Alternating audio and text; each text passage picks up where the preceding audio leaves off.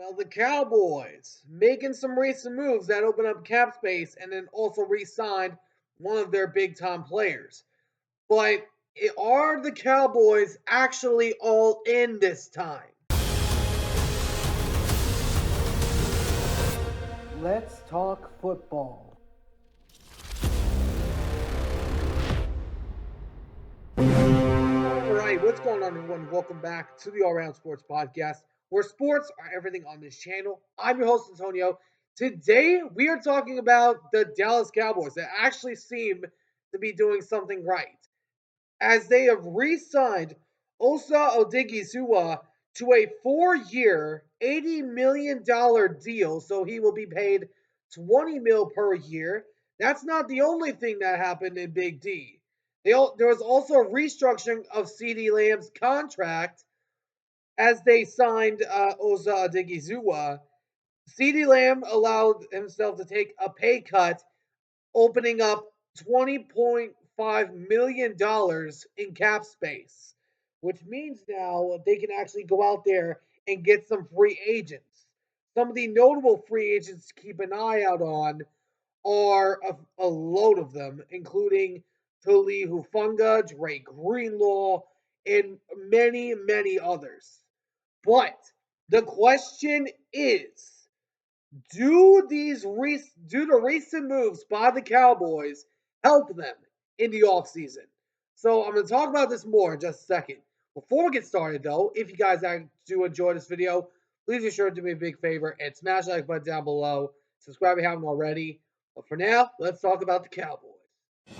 So on the Cowboys side, they do have a few players hitting free agency that include Demarcus Lawrence, Eric Kendricks, Jordan Lewis, Rico Dowell, Brock Huffman, Brandon Cooks, Cooper Rush, Carl Lawson, Kevondre Turpin, and a few other guys on this list.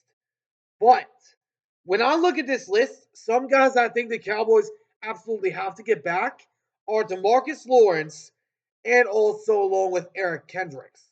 And, well, maybe not Eric Kendricks. Maybe that's a 50-50 option. Depends on where you want to go. Then I would primarily resign Brandon Cooks because he's been a good receiver when healthy.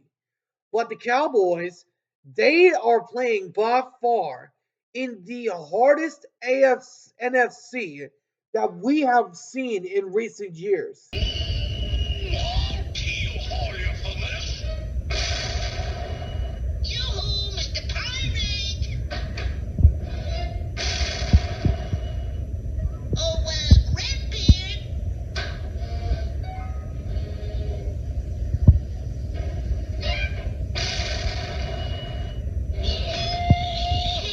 There are right now 5 teams right now that I have in my top 5.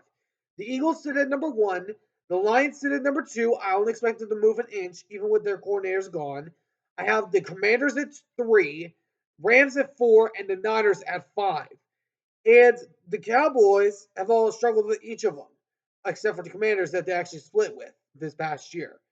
But when we look at the Cowboys, the disaster that they were last year,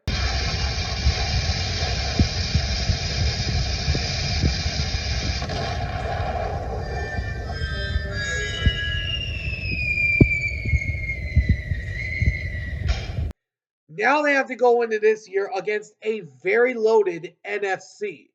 And their schedule, we already know that the Cowboys' opponents have been decided, but not the actual schedule.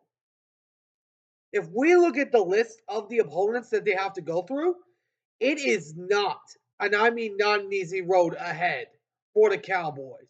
They not only have to play their division rivals, which the Giants might be more competitive this year, we don't know.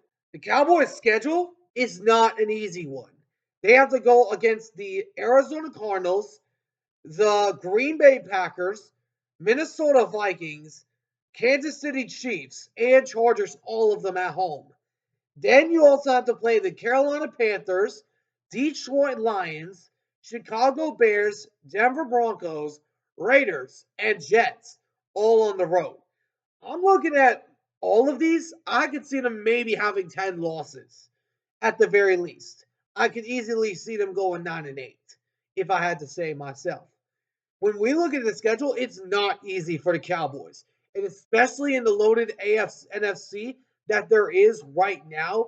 When you look around the NFC, you got the Eagles, the defending Super Bowl champions, the Commanders that went to the NFC Championship with a rookie quarterback, something y'all haven't done for 30 years. Then you also have the Chiefs that have been the definition of a threat. And you also have the Packers that have owned y'all's behind for recent years. Then you also got the Vikings. That one could be interesting. I don't know if Sam Darnold is going to return to that squad, but if he doesn't, JJ McCarthy will take over very well. Then we look at the Chargers. They have a very good guy in Jim Harbaugh. Then they also have a guy in. Then they also got the Detroit Lions, still a dominant NFC threat, even without their guys, their coordinators. Primarily 13 guys were on injured reserve when they lost in the playoffs. Then the Broncos with Bo Nix actually looking really good, leading them to a playoff berth last year. And then the Raiders with Pete Carroll as their coach. And Pete Carroll is a mastermind on defense. We know that. But if I look at this schedule, it is going to be very difficult for the Cowboys to at least be over 500 next year. But we'll see what happens. But the Cowboys, they got a lot of work to do if they're going to get better in 2024. Actually, 2025. But let me know in the comments what you guys think. Do you guys think that the Cowboys moves help them in the offseason? Let me know in the comments what your thoughts are down below. Anyways, hope you all enjoyed. If you did, please make sure to do me a big favor and smash the like button down below. Subscribe if you haven't already. Until next time, I'll see you all in the next one. Ciao for now.